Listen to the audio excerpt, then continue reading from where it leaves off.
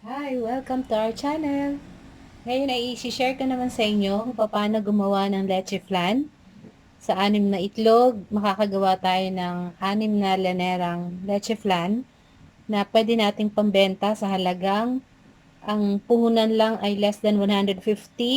Pwede nating ibenta ang isang lanera ng 50. So, sa 6, meron tayong 300. So, tutubo tayo ng kalahati. Ano-ano ang mga ingredients natin? So, yung 6 na large egg, na kung saan ihahalo mo lahat ng... So, meron tayong ingredients dito, 6 na buong itlog, large, at isang malaking lata ng evap. So, yung binibili ko, itong mas malaki, yung 410 ml. Isang lata ng condensed na 390 ml. Saka, maglalagay din tayo ng 1 teaspoon ng lemon. Pero, ang ginagawa ko, hinahati ko lang yung isang buong lemon, tapos yun na yung pinipiga ko. Saka, 1 tablespoon ng vanilla.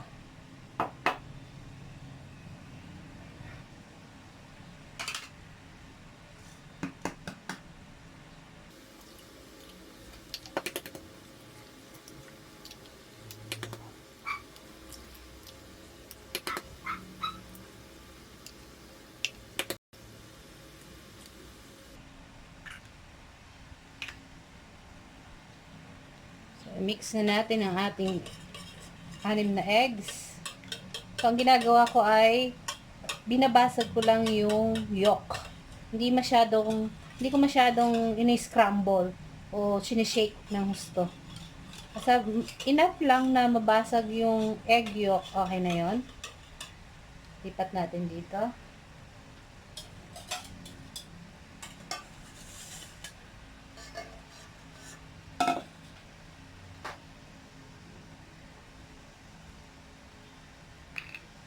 Lagyan natin ng 1 tablespoon ng vanilla. Mag-a-add siya ng flavor kapag may vanilla. Mas masarap yung leche flan. Tapos, bigay natin yung ating half lemon.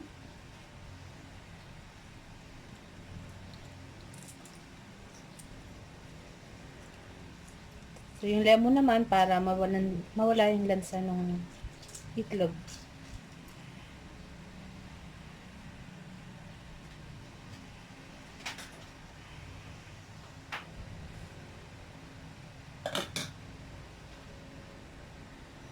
Lalagay na natin yung ating evap.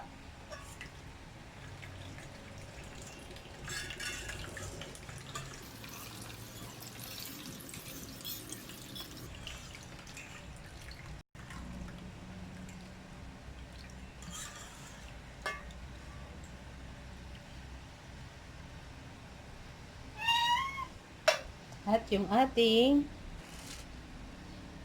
condensed.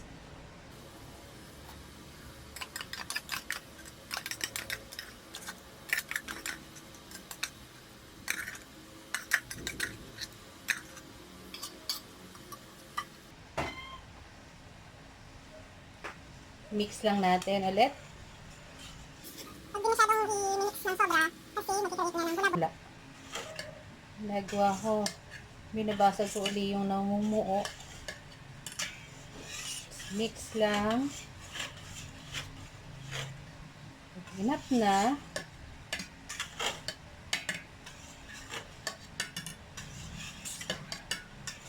Kasalain natin.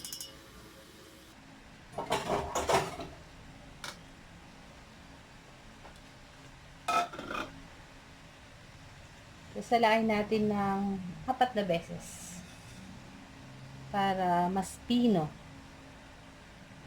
at mas smooth yung magiging leche flan nyo kapag maraming sala. Yung iba, 1 hanggang 2 sala lang. Pero ako ginagawa kong 4 para mas siya, mas pino.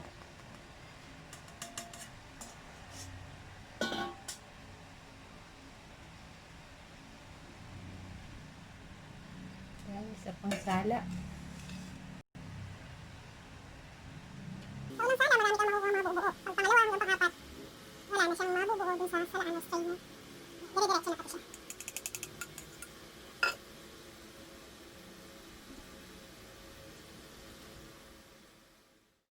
Sa pagka-caramelize naman ng asukal, white sugar, ginagamit ko, 2 cup na white sugar, tapos kalahating cup ng tubig. Lalagay ko sa kawali, sama-sama, tapos saka ko ika-caramelize. Ayan, mag-caramelize na tayo ng asukal. Kung ayaw nyo na masyadong matamis, pwede nyo naman bawasan. Pwede nyo gawing 1 cup lang or 1 1/2. Bigyan na natin siya ng tubig. Half cup.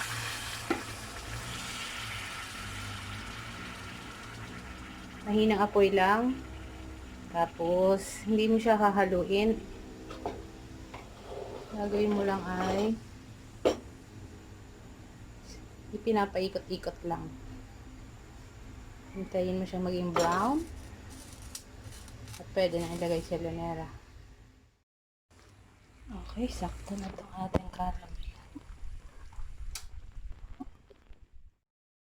So, kapag nakapag-caramelize na, ilagay na natin sa lanera. Hintayin natin siyang matuyo. Ayan, yung hindi na gumagalaw. Saka natin ilalagay yung ating egg mixture. Bawat isang lanera, ang sukat niya ay 1 cup. Pero dahil malaki yung ating evap, pwedeng, may sobra pa, kaya dinadagdagan ko pa ng konti. Kaya medyo marami sa isang lanera. Ngayon ay babalutin natin siya ng foil.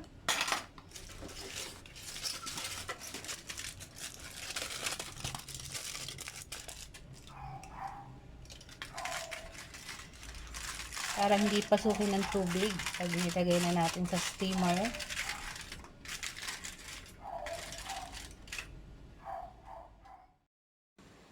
Pakulo tayo ng tubig sa steamer ng medium yung fire. Pag nagbo-boil na, o kumukulo na, hinaan na natin sa pinakamahina. Saka natin ilalagay yung ating lanera. Okay, nabalutan na natin ng foil yung ating lanera. Lalagay na natin sa steamer. Pag nahinaan na natin yung ating apoy, isa lang na natin ang ating leche flan at i-steam natin ng 30 to 45 minutes. Pero sa experience ko, mas maganda kung hanggang 45 minutes, mas lutong-luto na yung itlog.